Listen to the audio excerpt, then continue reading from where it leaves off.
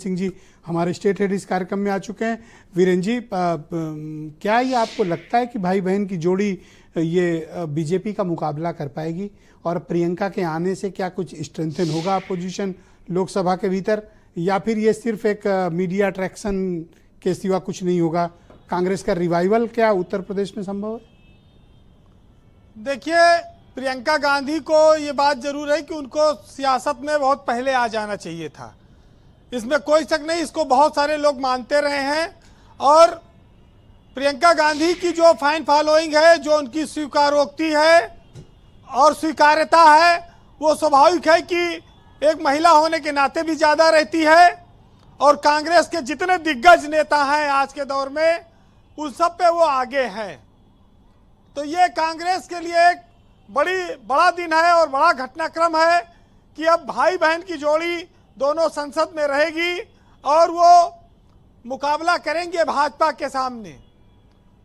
ब्रजेश जी, जब चर्चा तो कांग्रेस और भाजपा की लेकर बहुत हुई, लेकिन आप इतिहास में देखें तो जोड़ियों ने बहुत सारे कमाल किए हैं। चाहे गांधी नेहरू की जोड़ी रही हो, चाहे नेहरू पटेल की जोड़ी रही हो, अटल अडवाणी की जोड़ी हो, या आज मोदी और अमित शाह की जोड़ी है। और हमारे समाज में तो ये कहा जाता है कि जोड़ियों के मिलने से ग्रह नक्षत्र तक बदल जाते हैं। शादी की जोड़ियां बदलने से किस्मत बदल जाती है, बनने से बहुत सारी चीजें ऐसी हैं जो बड़े बड़े बदलाव लाती हैं। तो आज इस पर चर्चा होना बहुत मौजू बात है, क्योंकि इस देश की सियासत में जोड़ियों का महत्व हमेशा रहा है। आज जो जोड़ी शीर्ष पर है इस देश में, उसके सामने सिर्फ एक चुनौती है, वो है उम्र की चुनौती। मोदी और अमित शाह की जोड़ी इस देश में अभी आने वाले वक्त में काफी समय तक राज कर सकती है, अगर उम्र साथ देती जाए तो। लेकिन जिन जोड़ी को लेकर आज ये हम चर्चा कर रहे हैं, डिबेट कर रहे हैं, इस जोड़ी के पास उम्र बहुत ज्यादा है और ये बहुत मैटर करता है कि वो 10 साल, 15 साल, 20 साल सियासत में कब तक इंतजार कर सकते हैं अपनी बारी आने का। तो ये इस देश का एक स्वभाव भी रहा है कि वो युवा जोश को पसंद तो करता है, लेकिन बागडोर हमेशा उम्रदराज लोगों के हाथों में देता है।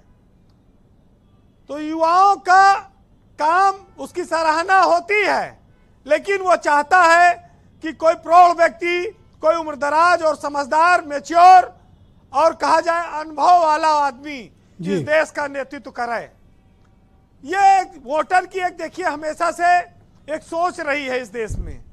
और आज कांग्रेस की जो दुर्दशा है, वो दुर्दशा 2004 और 2009 की जो लंगड़ी सरकार थी उसकी देन है।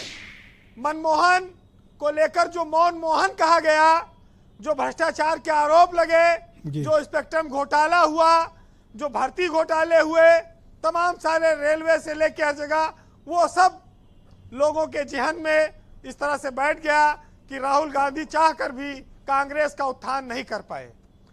मोदी आज देश में तीसरी बार प्रधानमंत्री हैं, तो इसके पीछे बहुत बड़ा कारण कि देश के जनमानस का वो गुस्सा है जो कांग्रेस सरकार के पिछले 2 शासनकाल में पनपा था,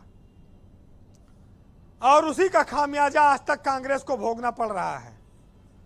ब्रजेश जी, जब मोदी युग का आगाज हुआ तब अमित शाह को लोग उतना नहीं जानते थे, लेकिन जैसे ही बीजेपी सत्ता में आई 2014 में, तो उसी के साथ साथ अमित शाह भी इस देश के राजनीतिक फलक पर एक बड़े नेता के तौर पर चमके और वो बढ़ते गए आगे। भाजपा के महासचिव बने, फिर राष्ट्रीय अध्यक्ष बने, फिर वो केंद्रीय मंत्री बने। तो स्वाभाविक है कि वो एक जोड़ी बेमिसाल बनी और कामयाब बनी। अब जब ये जोड़ी एक नई आई है मैदान में, तो अब ये देखना होगा कि इस पर जनता कितना भरोसा करेगी।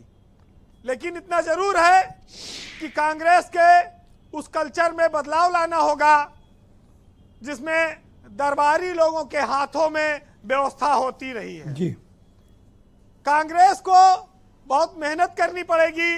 राहुल गांधी ने जो पदयात्राएं निकाली, उसका फायदा कांग्रेस को मिला था। अब प्रियंका के आने के बाद अगर वो कुछ ऐसा करती हैं तो शायद वो कुछ नया करिश्मा कर पाए, लेकिन समस्या हमेशा एक मूल बनी वही रहेगी कि कांग्रेस को अब डायरेक्ट जनता से संवाद रखना पड़ेगा।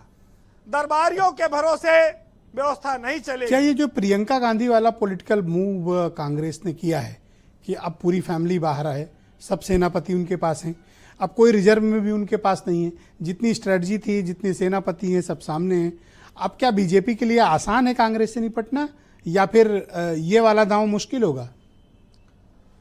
देखिए, हर चीज का एक उम्र होती है, एक समय है। भाजपा लगातार अब तीसरी सरकार में प्रवेश कर चुकी है। हो सकता है कि एक आध बार वो और सरकार बनाए, लेकिन आने वाले वक्त में पत्थर पर जब रस्सी लगातार घिसी जाती है तो निशान बन जाता है, और वही स्थिति देश की सियासत में भी है, दुनिया में भी है जी। तो कभी अगर बदलाव होगा तो राहुल गांधी और प्रियंका गांधी ही बदलाव करेंगे, और प्रियंका गांधी को महिला होने के नाते उनकी स्वीकारोक्ति ज्यादा है, और इस बात का फायदा कांग्रेस को उठाना चाहिए। पत्ते खोल देने में कोई बुराई नहीं है जी। अभी तो बहुत टाइम है इनके पास लड़ने का। वो लड़ने के लिए अपने हथियार और मजबूत करें और सड़क पर उतरें और समय बिताएं। फिलहाल जी बैठे हैं कांग्रेस के पांडे जी, ये भी जानते हैं, इनके लिए भी ये शेर है, बड़ा महत्वपूर्ण है, सुनिएगा कि जाके कह दो कोई सोलो से चिंगारी से कि फूल खिले हैं इस बार बहुत तैयारी से। लिख लो और अपनी हर सांस को नीलाम किया है मैंने, लोग आसान हुए हैं बड़ी दुश्वारी से, और शहजादे से मिलना तो नामुमकिन है, चलो मिलके आते हैं किसी दरबारी से। पांडे जी लिख लीजिएगा, बाद में कंप्लेन मत करिएगा। बहुत धन्यवाद वीरेंद्र जी, बहुत शुक्रिया, धन्यवाद अपना ग्राउंड जीरो से अपने फीडबैक, ओपिनियन और पॉलिटिकल ऑब्जर्वेशन हम तक पहुंचाने के लिए। बहनों भाइयों, इस परिचर्चा का दूसरा